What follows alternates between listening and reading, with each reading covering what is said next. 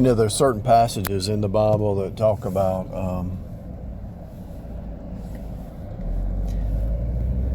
kind of supernatural stuff, but not necessarily. But I give it one example. How did Elijah know Israel was going to, the Philistines or the other nation was going to attack Israel? And they said,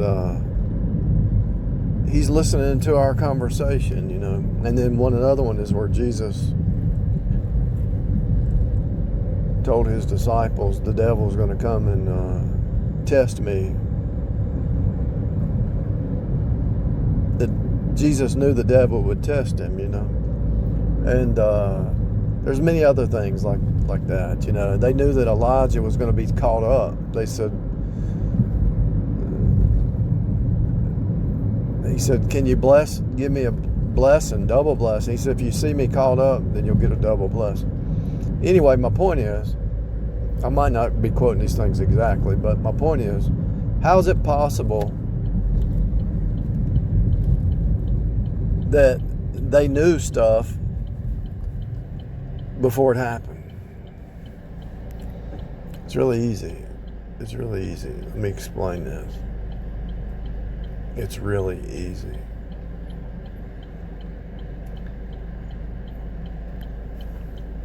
His word was forever settled in heaven, right?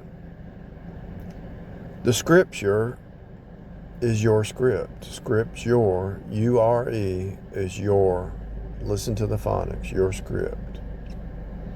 Your script, my script, Jesus' script, all the prophets, and the archetypes before the foundation of time tell you that there has to be a precog before something appears. In other words, John the Baptist had to be there, and even the Pharisees knew this. The people who study the scriptures knew that there always had to be one speaking before something appeared.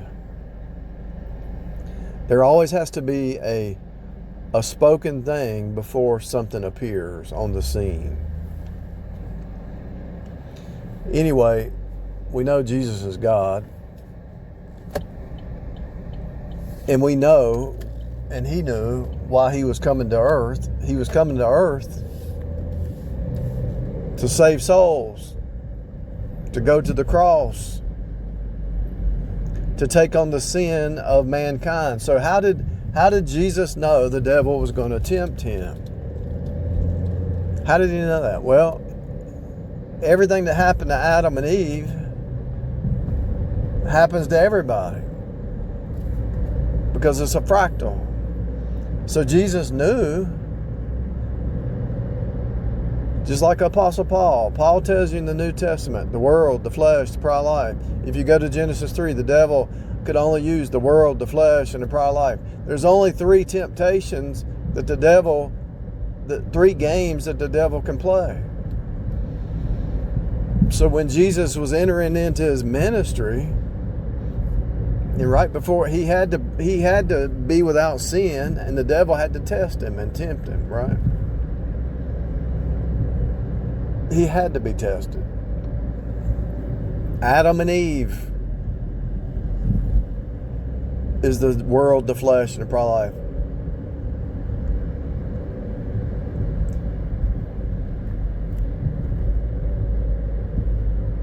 What did the devil do? He said the devil's a master deceiver, right? He's a master at lying. Hath God said, you shall not surely die. If you eat of the tree, you'll have knowledge and you'll live forever. The devil tempted Eve with the world, the flesh, and the pride of life. Apostle Paul says it in the New Testament.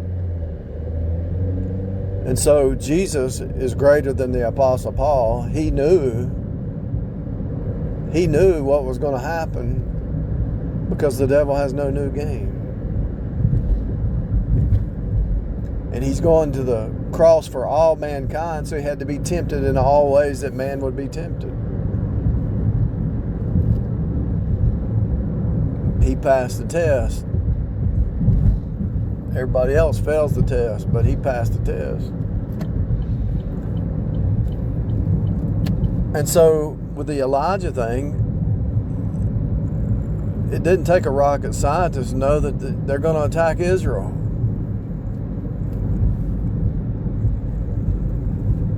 It doesn't take a rocket scientist to know that if you're saved, they're going to attack you. It doesn't take a rocket scientist to know that Jezebel and Delilah,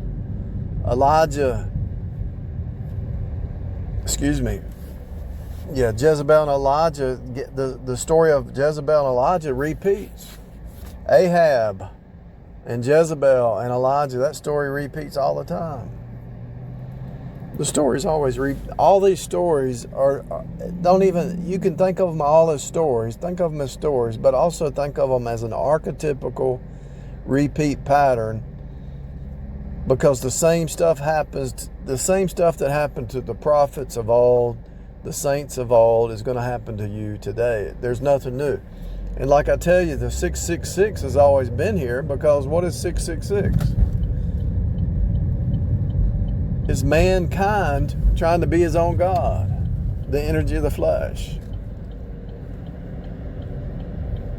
Maybe you don't understand 666 has always been here, but you know the flesh has always been here. And trust me, the energy of the flesh is the 666 cube. Whether you understand it or not really doesn't matter, but you can understand that. The energy of the flesh is the cube. It is the 666. And you know that in Revelation, because this is the number of a man. And from your elbow to your fingertip is 1 cubit. The cube, 6 plus 6 plus 6 is 18 inches. From your fingertip to your elbow is called a cubit, the cube. And that same word cube, if you derive it, it goes back to Ephesians 4, that they're always trying to deceive you. In Ephesians 4, go down to verse 16 or so, somewhere in that, look it up in the Greek, it's the cube. And so the devil and the devil's system, see, the devil couldn't even exist if man didn't fall. Think about it. The devil has no kingdom if man didn't fall. And it was already written in the script. So everything's already written. You already know what's going to happen before it happens. If somebody's an alcoholic, living next door, you already know what's going to happen. You already know if you deal with them, it's trouble.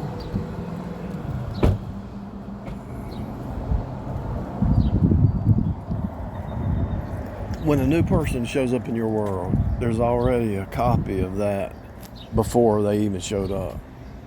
They're just a copy of, they're just repeating.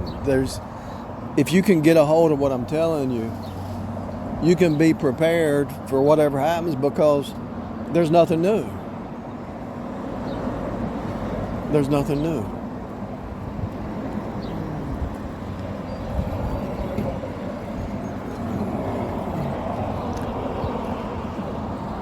You don't have to be surprised, is what I'm getting at.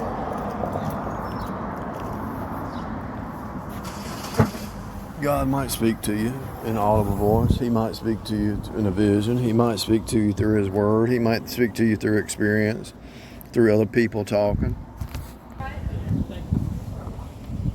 He might speak to you in many different ways, primarily in His Word. But your intuition or your mind, all you have to do is turn the truth over in your mind, and you already know what's going on.